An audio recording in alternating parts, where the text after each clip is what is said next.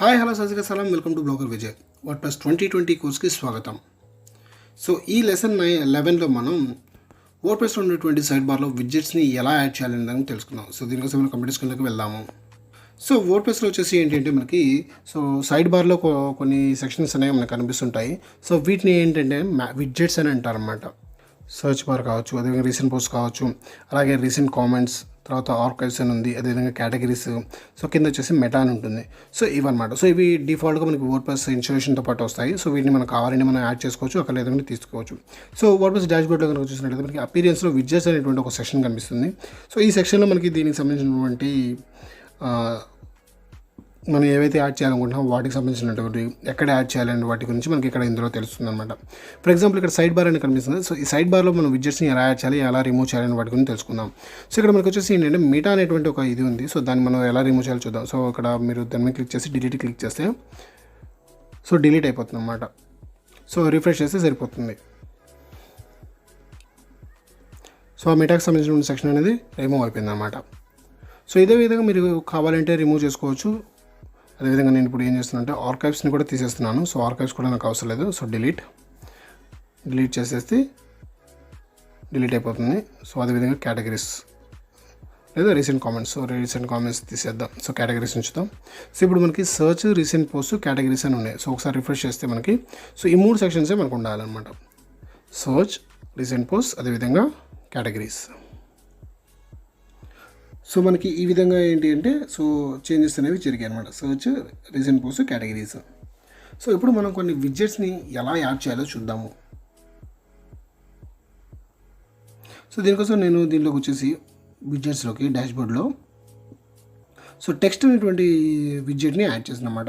So సింపుల్గా మీకు కావాల్సినటువంటి విడ్జెట్స్ ఏవైతే ఉన్నాయో వాటిని మీరు డ్రాగ్ అండ్ డ్రాప్ చేసుకోవచ్చు. సో నేను సర్చ్ తర్వాత ఒక టెక్స్ట్ విడ్జెట్ని ఇన్సర్ట్ చేశాను. సో ఇక్కడ నేను సో దీనికి సంబంధించిన టైటిల్ ఏమి ఇద్దాము. సో ఒక యాప్ మీడియాని ఇన్సర్ట్ చేద్దాం. సో నేను ఒక ఇమేజ్ని ఇన్సర్ట్ చేద్దాం అనుకుంటున్నాను. సో గూగుల్లోకి వెళ్ళి సో bloggervj. సో నేను ఏదైనా ఒక ఇమేజ్ ఇన్సర్ట్ చేద్దాం అనుకుంటున్నాను. సో దీనికోసం నేను ఏంటంటే bloggervj అనేటువంటి ఒక నేమ్ సెర్చ్ చేశాను. సో ఇందులో ఇమేజెస్ మీద క్లిక్ చేశాను. సో ఇక్కడ కొన్ని రిజల్ట్స్ అనేవి వస్తున్నాయి అన్నమాట. సో ఇక్కడ కనిపించేటువంటి ఇమేజ్ ఏదైతే ఉందో సో దాని మీద క్లిక్ చేస్తున్నాను. సో ఇప్పుడు నేను ఏం చేస్తున్నాను అంటే సో రైట్ బటన్ క్లిక్ చేసి సో ఇమేజ్ని ఓపెన్ చేద్దామంటే సో నాకు ఇది bloggervj.com సైట్లోకి వెళ్తుంది. సో అలా సైట్లోకి వెళ్ళకుండా సో దాని మీద రైట్ బటన్ క్లిక్ చేసి సో మీకు కింద కాపీ ఇమేజ్ లొకేషన్ కనిపిస్తుంది. సో దాని మీద క్లిక్ చేసి సో న్యూ ట్యాబ్లో ఓపెన్ చేయండి. సో URL కరెక్ట్గా వస్తుంది. సో ఇప్పుడు ఈ URLని కాపీ చేసుకొని సో మీరు ఇన్సర్ట్ ఫ్రమ్ URL ఉంది కదా, సో ఇక్కడ మీరు ఇస్తే ఆ ఇమేజ్ అనేది ఇన్సర్ట్ అవుతుంది అన్నమాట. So insert into your post. So image మీరు అలైన్ చేసుకోవచ్చు. అంటే మీరు డైరెక్ట్గా మీ బ్లాగ్లో లోడ్ చేయకుండా బయట నుంచి కూడా మీరు ఇమేజెస్ ఇన్సర్ట్ చేసుకోవచ్చు. So to know more so click on the image. Okay. So save మీద క్లిక్ చేసినట్లయితే సో సేవ్ అవుతుంది. సేవ్ అయింది. ఒకసారి రిఫ్రెష్ చేస్తే మీకు సర్చ్ కింద మీకు ఇమేజ్ అనేది డిస్ప్లే అవ్వాలి. సో ఈ విధంగా మీకు ఏంటి అంటే ఇమేజ్ అనేది ఇన్సర్ట్ అయిపోయింది అనమాట. సో ఇక్కడ కావాలంటే మీరు మీకు కావాల్సినటువంటి ఏవైనా కూడా మీరు ఇవ్వచ్చు.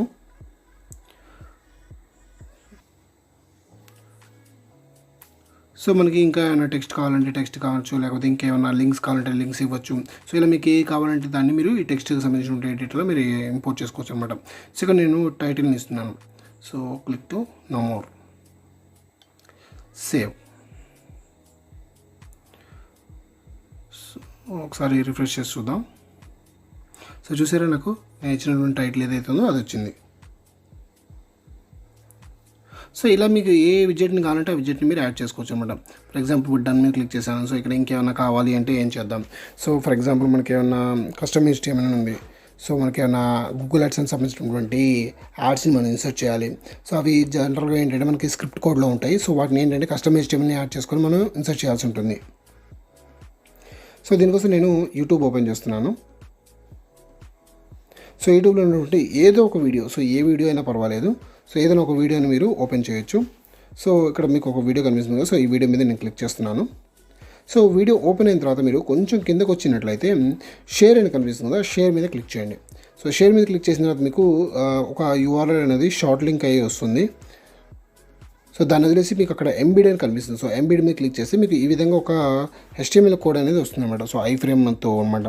సో దాన్ని కాపీ చేసుకొని సో ఇక్కడ మీకు ఏదైతే టెక్స్ట్ ఏరియా ఉందో సో దాంట్లో పేస్ట్ చేయండి. సో ఇక్కడ వచ్చేసి ఏంటంటే సో లేటెస్ట్ వీడియో సేవ్ అయింది. ఒకసారి మనం రిఫ్రెష్ చేసి చూద్దాము. సో కొంచెం కిందకి స్క్రోల్ చేసి చూస్తే మీకు లేటెస్ట్ వీడియో అనేది ఇన్సర్ట్ అయిపోయింది. సో ఈ విధంగా మనం ఏంటి అంటే సో విడ్జెట్స్ని మనం ఇన్సర్ట్ చేయొచ్చు. సో ఆర్కైవ్స్ కావచ్చు, ఆడియో ఫైల్స్ కావచ్చు, లేకపోతే క్యాలెండర్ కావచ్చు, అదేవిధంగా కేటగిరీస్ లేదంటే గ్యాలరీస్ కావచ్చు. సో ఇలా డిఫరెంట్ టైప్ ఆఫ్ మనం ఇన్సర్ట్ చేయొచ్చు అనమాట. సో ఇది guys ఈ లెసన్. మళ్ళీ మనం నెక్స్ట్ లెక్చర్కి వెళ్దాం. Thanks for watching. Bye bye, see you.